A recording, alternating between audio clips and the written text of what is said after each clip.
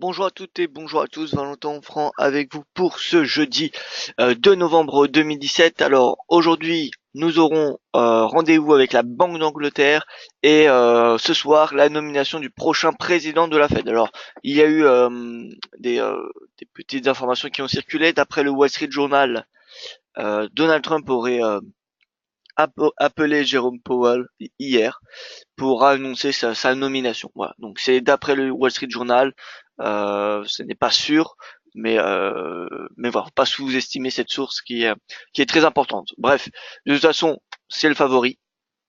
Le marché a quand même assez intégré cette nomination là, nous verrons bien l'impact que ça aura sur le dollar, mais à mon avis euh, ça sera, je ne dirais pas faible, mais plus limité que si c'était une nomination surprise de John Taylor par exemple.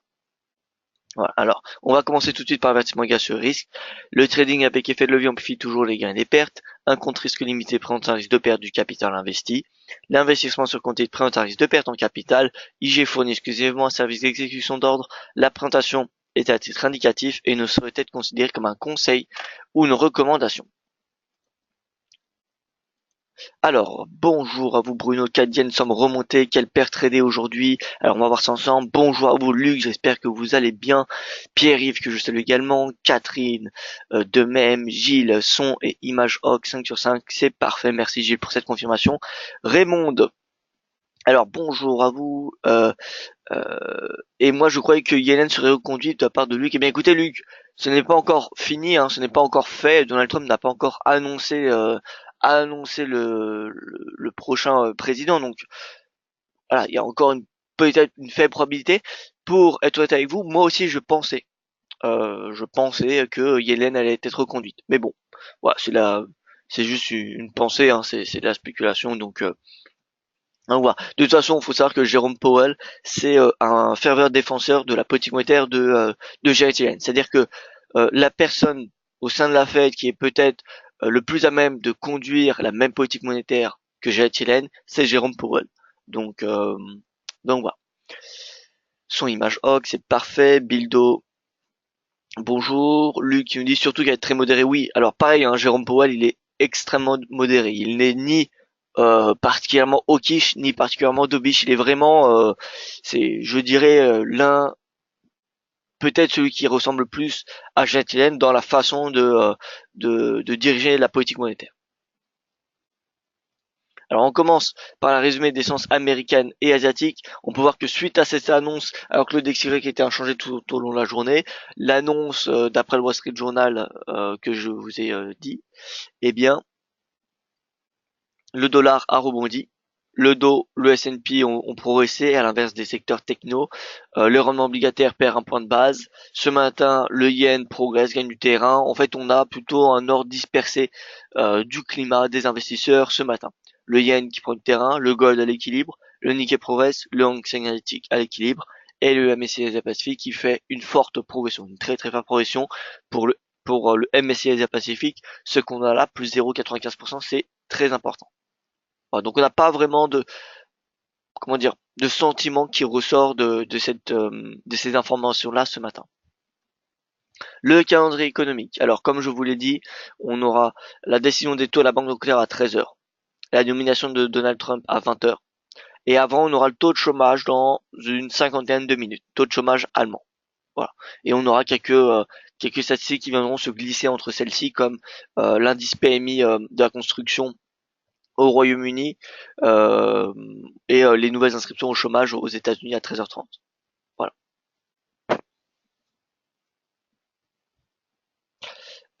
Alors, on passe sur la plateforme. Alors DXY. Voilà, DXY, on a eu un rebond hier. On reste sous les précédents plus hauts de la semaine dernière. Écoutez, le DXY, ça va être consolidation en attendant la nomination, comme vous en doutez. En attendant la nomination du prochain président de la Fed qui sera donc ce soir. L'euro-dollar, eh bien c'est l'inverse du DXY, donc consolidation. Pour ceux qui veulent shorter les 1,1640, enfin ceux qui m'ont posé la question hier, c'est possible, hein, ça reste possible. Maintenant, encore une fois, l'idéal, ça serait un pullback à 1,17. Est-ce que ça se fera? Je ne sais pas. Voilà. De toute façon, il y avait deux stratégies. Soit ça avait été communiqué et recommuniqué, hein. Breakout du canal, du range, pardon, stratégie vendeuse, ou alors pullback à 1,17. Le pullback à 1,17 n'a pas été fait, ou du moins pas encore. GBP-USD, alors le GBP-USD qu'on a actualisé hier, le cours est inscrit dans un canal ascendant, mais en même temps sous pression à long terme par une oblique, qu'on peut voir devant nous. Voilà, donc selon la BOE, ça va donner une nouvelle direction, soit à la hausse, direction les 1,34, ou soit à la baisse, direction les 1,31. Voilà. Donc à la hausse à 1,34, si la BOE pardon, remonte bien ses taux directeurs de 0,25 points de base, c'est-à-dire les remonte jusqu'à 0,5%. Si tel est le cas, ça soutiendra le GBP, même si c'est quand même assez intégré au prix, ça devrait soutenir, parce qu'il y a quand même des doutes, il y a quand même quelques doutes sur sa faisabilité, et si Marc Carnet va l'annoncer. Et d'un autre côté, par contre, si on n'a aucun changement des taux directeurs, dans ce cas-là, ça sera extrêmement négatif. Alors il va pas avoir un crash de la livre sterling, hein, mais on aura un mouvement beaucoup plus ample que si on a une hausse des taux. Donc si on a une baisse des taux, des taux inchangés, le GBP va baisser progressivement jusqu'à 1,31. Alors je ne sais pas s'il va atteindre 1,31 dans la journée, mais en tout cas à court terme il l'atteindra. Alors que si on a une hausse des taux, on va avoir une progression jusqu'à 1,34 d'ici quelques séances. Voilà.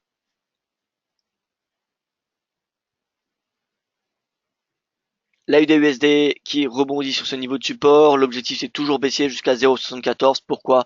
Parce que d'un point de vue des politiques monétaires, hein, on est dans un durcissement des taux de la Fed, la RBA qui n'y est pas encore, et les dernières projections qui ont été annoncées, c'est des taux inchangés jusqu'à la fin de l'année 2018. Donc concrètement, la politique monétaire de l'Australie devrait rester la même aujourd'hui que elle devrait être la même, pardon, oui, pour la fin de l'année prochaine. Alors que la Fed, d'après les projections des dot points, ces dernières projections-là, les taux directeurs pour la fin de l'année prochaine devraient être à 2,25%. Donc 2,25% pour la Fed, 2% pour la RBA. Les stratégies de carry trade vont s'inverser. Vous savez, les stratégies de carry trade, c'est des stratégies selon les taux des banques centrales. Actuellement, un carry trade sur l'AUD-USD consiste à acheter l'AUD-USD. Maintenant, demain, si on a des taux de la Fed qui sont supérieurs à ceux de la RBA, eh bien, il faudra privilégier l'achat dollar. Et donc, à moyen long terme, en bref, d'ici un an, on devrait avoir un réajustement de ces stratégies de carry trade, ce qui devrait, je pense, impacter le dollar australien négativement au bénéfice du dollar. Donc, direction 0,74 pour l'AUD-USD sur du moyen long terme. L'euro-dollar, direction 1,15, on l'a vu. On l'a vu. NZD-USD rebond, pareil. On a un rebond. Il me semble qu'il y a eu la balance commerciale qui a été publiée récemment de la part du NZD de la Nouvelle-Zélande, ou alors c'est...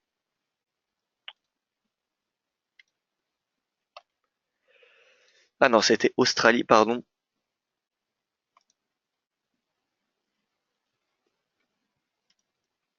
Alors, laissez-moi juste regarder statistiques NZD et la balance commerciale.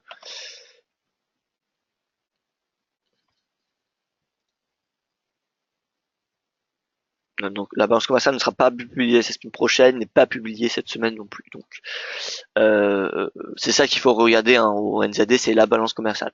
Attention, ce rebond ne veut pas forcément dire qu'on est dans une tendance haussière. Regardez ce qu'on avait ici. On avait un rebond quand même assez conséquent. Bon, faut savoir que le NZD c'est quand même c'est une devise majeure qui est quand même assez volatile, donc faut être prudent lors du trading du NZD. Comme on peut voir, les mouvements sont quand même assez amples, hein, et rapides. Donc voilà, cette hausse pour moi ne remet pas encore en cause la tendance baissière.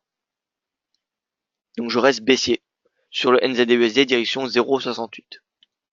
L'USD CAD, un repli à cause de la progression encore du pétrole, le pétrole qui fait pression sur le CAD, le pétrole qui soutient le CAD et qui donc fait pression sur l'USD CAD.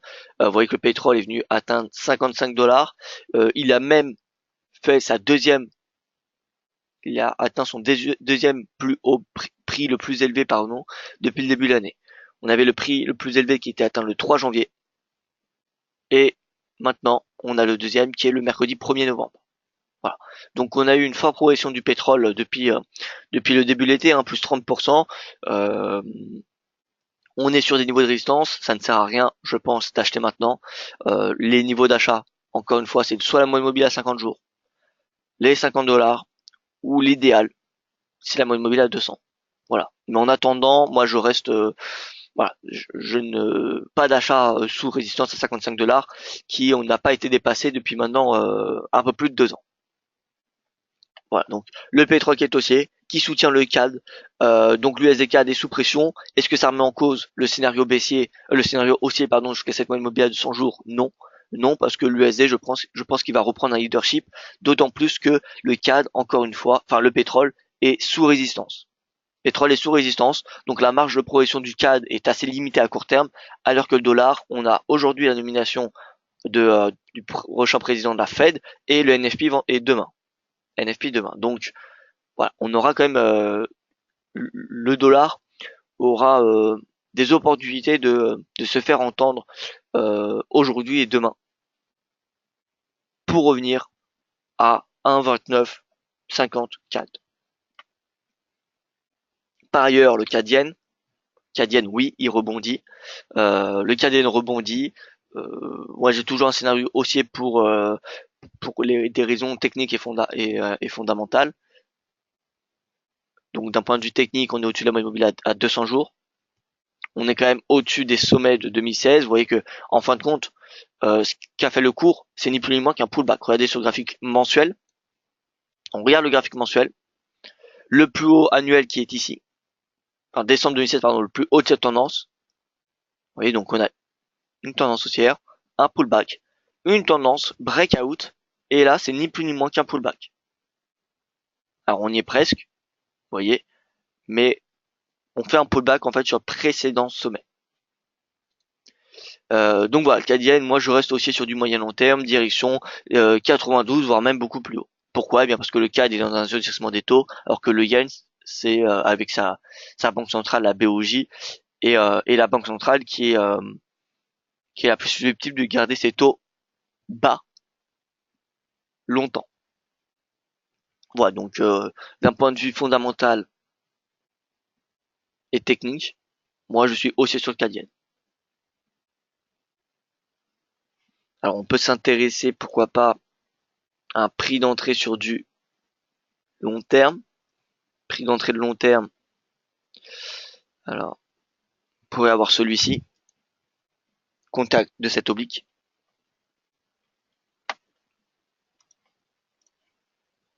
Donc voilà, CAD-Yen, intéressant, pourquoi pas en intraday. Mais bon, encore une fois, le pétrole est sous résistance, donc le CAD est sous résistance. Donc le CAD pourrait sous-performer prochainement. Le SDCHF, parité. Voilà, stabilisation autour de la parité. Et je garde une opinion haussier jusqu'à 1,02 au minimum, pour les mêmes raisons que l'USD-Yen. C'est-à-dire qu'on a des politiques monétaires qui divergent totalement. L'USD du durcissement des taux et le CHF et Yen, c'est politique monétaire ultra généreuse.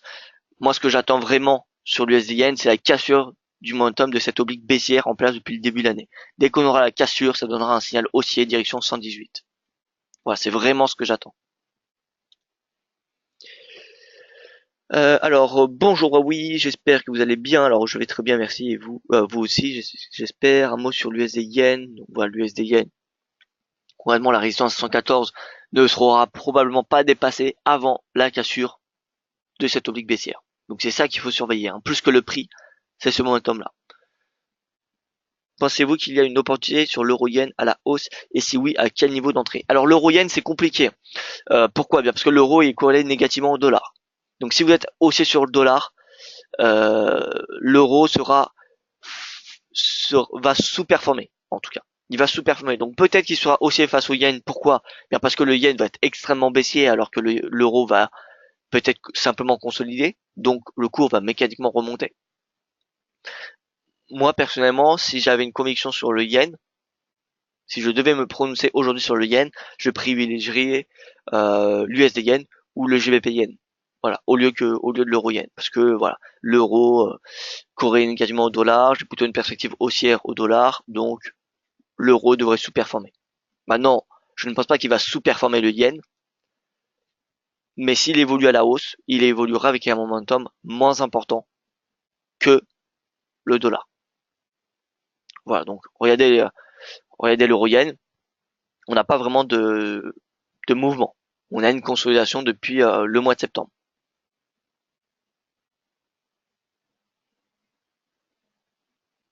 Bonjour, XAU USD plus lisible en analyse technique que l'or. Bien, écoutez, XAU USD c'est l'or. Hein. L'or c'est XAU USD. Donc c'est pareil. Donc étant donné qu'on est sur l'or, on va faire une analyse technique. L'or, pas de cas sur cette moyenne mobile à 200 jours suite au taux inchangé la Fed, ce qui est plutôt normal. Hein. La probabilité était quasiment nulle d'une hausse des taux en novembre. Elle est de 92,5% pour le mois de décembre. Voilà. Donc en attendant, on peut voir que le cours est un petit peu sous pression dans un étau entre une résistance à 1283 dollars et sa moyenne mobile à 200 jours. La moyenne mobile à 200 jours qui est à payer à court terme.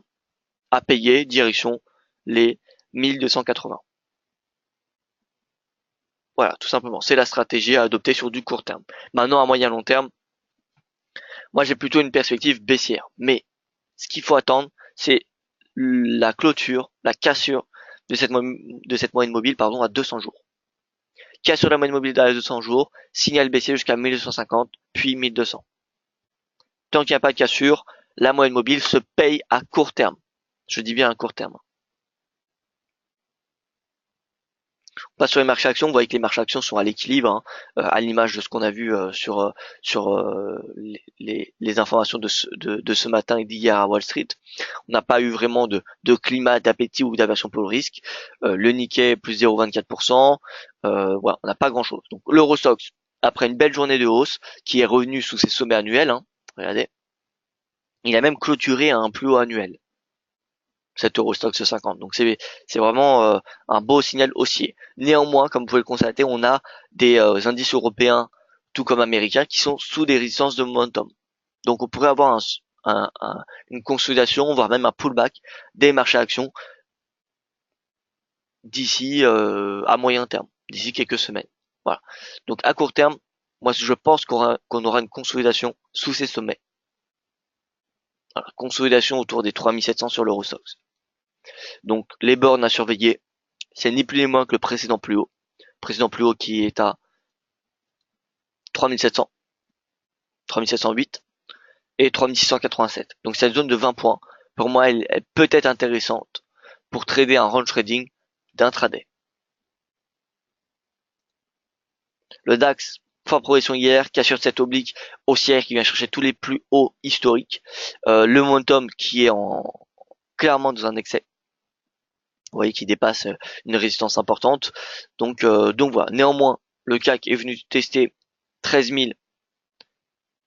Alors plus haut à 13 492. Donc voilà, 13 500 c'était un petit peu l'objectif qu'on avait depuis le début de la semaine. Ça a été quasiment atteint. Si ça n'a pas été atteint hier, ça va être atteint d'ici les prochaines séances. Donc voilà, je suis plutôt confiant sur les 13 500 points. Mais honnêtement, voilà, on a un momentum qui est dans un excès. Donc soyez prudents sur la stratégie acheteuse. En tout cas, ce qui est sûr, c'est que ce n'est pas le moment d'acheter les indices. Ce n'est pas le moment d'acheter les marchés actions. Voilà. Attendons que le RSI revienne à des niveaux plus bas, comme ici. Voyez. Attendons qu'il revienne sous 50, et là on pourra se poser la question si oui ou non c'est intéressant de passer à l'achat. Mais tant que voilà, le RSI ne respire pas vraiment, euh, ne respire pas vraiment longtemps, ou du moins qu'il ne revient pas à des niveaux aussi bas que cet été, eh bien nous nous abstiendrons de passer à l'achat. Le CAC, c'est pareil. On a une clôture à un plus haut annuel. On est au-dessus des 5500 points comme on peut le constater. Le RSI est sous résistance, donc c'est le même topo que l'Eurostoxx ou que le DAX. C'est consolidation à court terme, consolidation entre le précédent plus haut à 5537 et le support à 5467.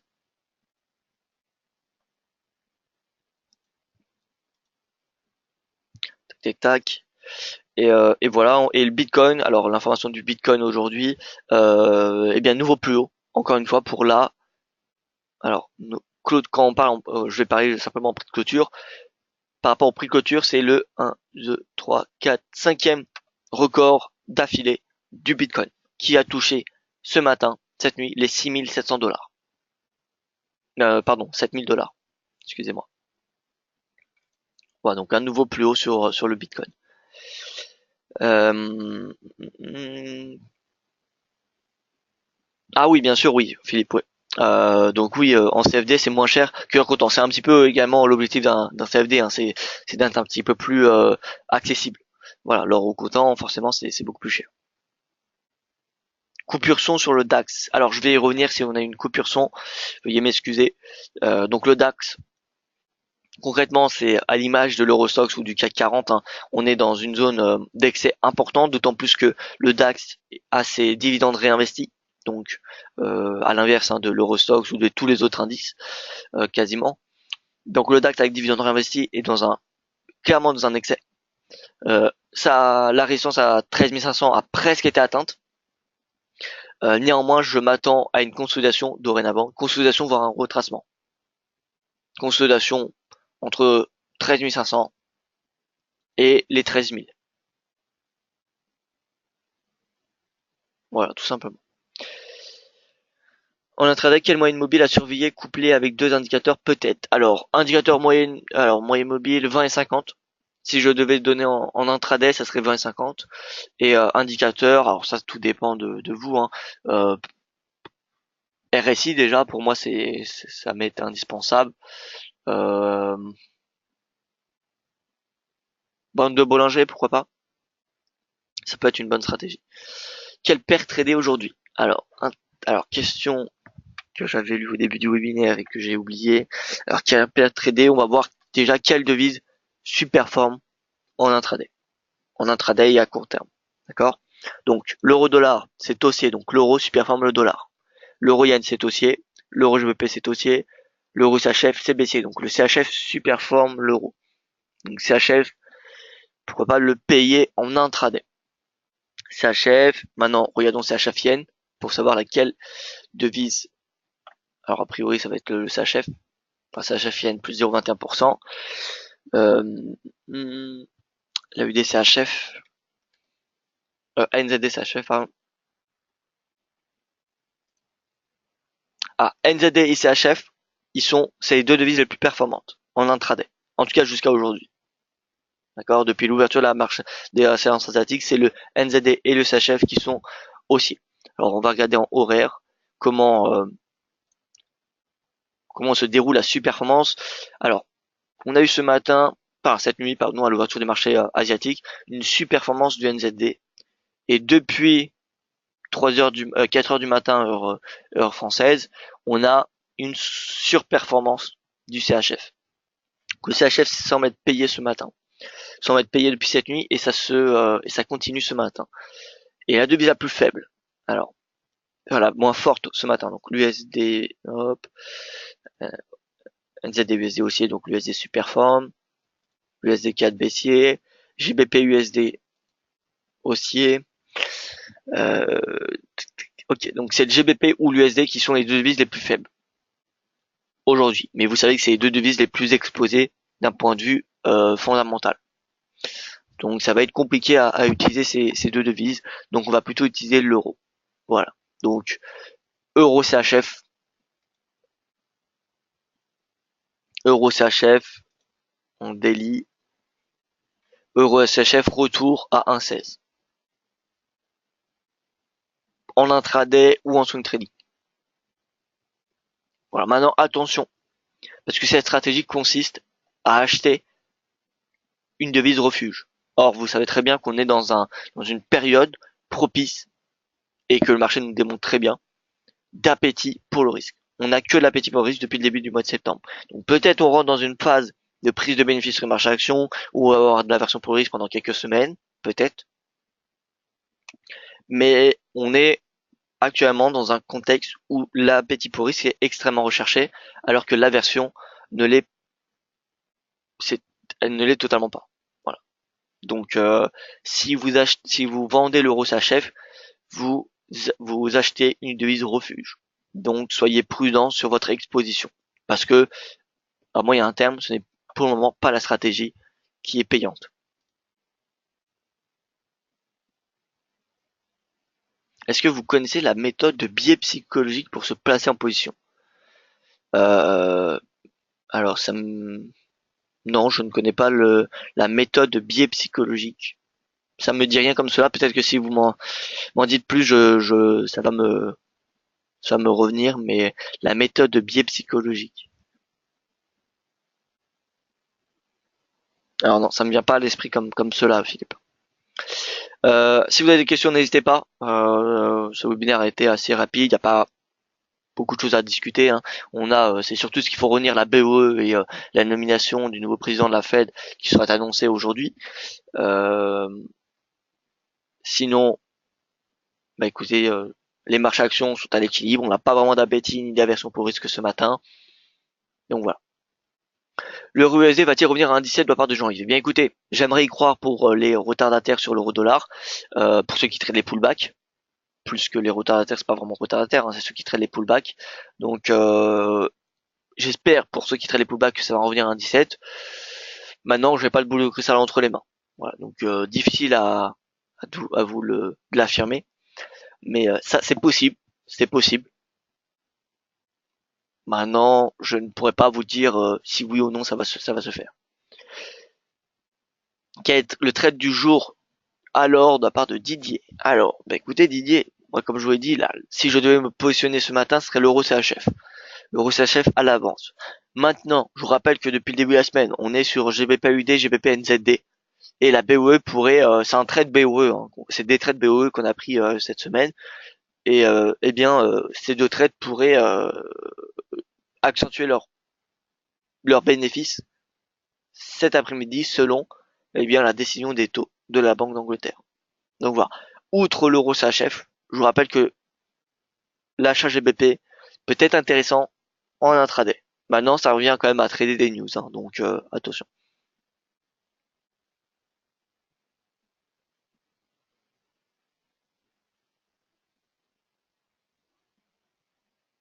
Alors Pierre-Yves, GBP Yen. GBP Yen,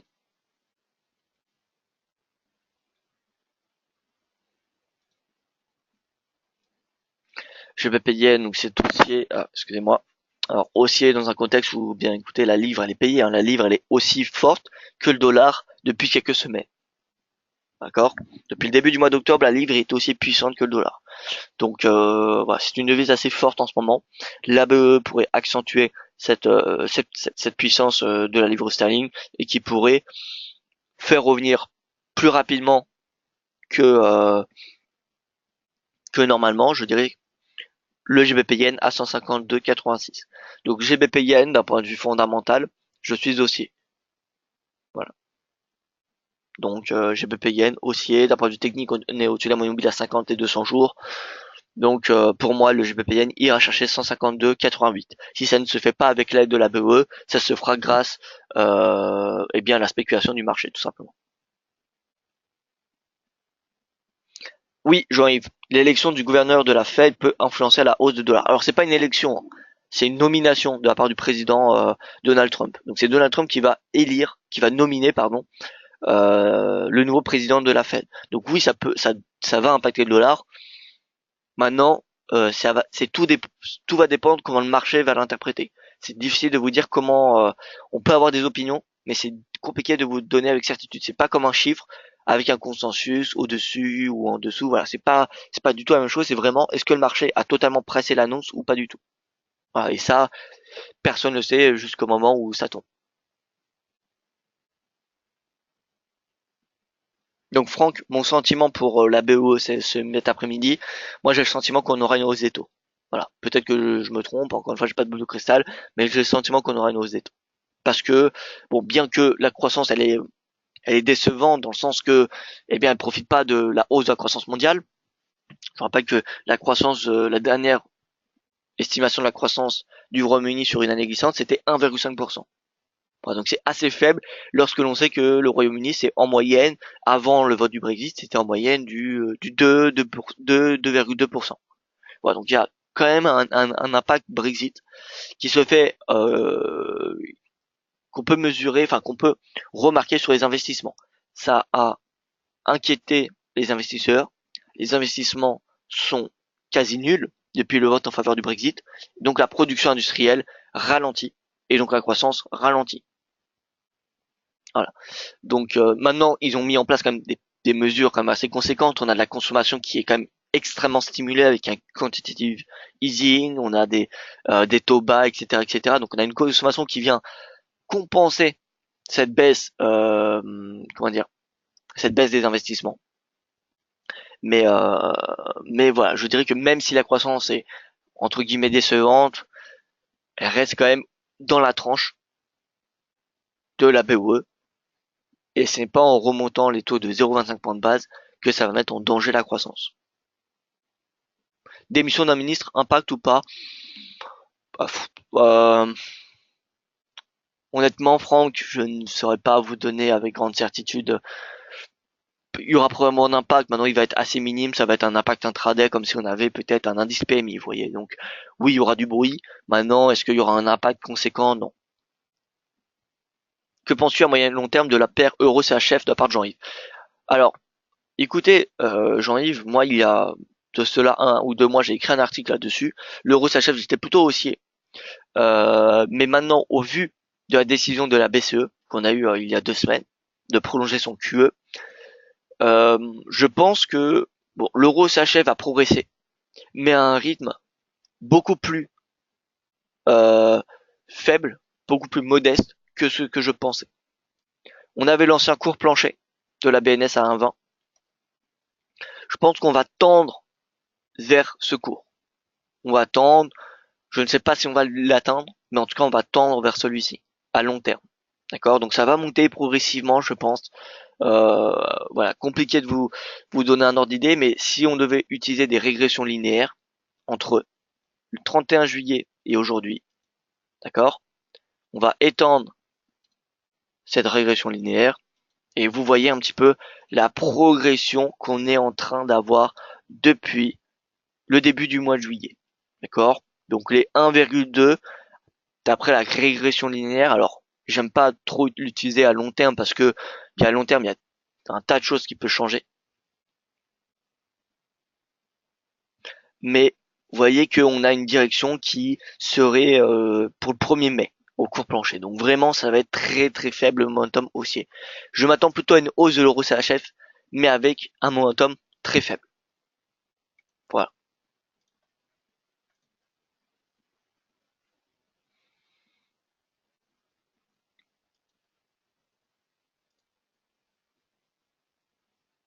Voilà, écoutez, merci à vous pour votre attention. Je vois qu'il n'y a plus de questions. Je vous donne donc rendez-vous donc demain pour le prochain point de marché. Nous débrieferons sur la nomination du président de la Fed. Bon, il y aura des mouvements ce soir, ce qu'il faut retenir, hein, c'est la BOE à 13h, la nomination du président de la Fed à 20h. Entre temps, on aura quelques statistiques macroéconomiques, mais bon, rien de très très conséquent. Et, euh, et voilà, c'est tout. Voilà, donc écoutez, merci à vous pour votre attention. Alors, je vous souhaite... Ah, sinon, intraday, unité de temps, intraday préféré de la part de Philippe. Alors moi, je ne traite pas vraiment d'intraday, mais si j'avais une unité de temps en intraday, bon, ce serait H1 ou H4. Ah non, H4, c'est pas vraiment de l'intraday, c'est plutôt du swing. Mais bon, H1 ou H4. Voilà. Voilà, donc merci à vous pour votre attention. Rendez-vous demain, même heure, pour le prochain point de marché.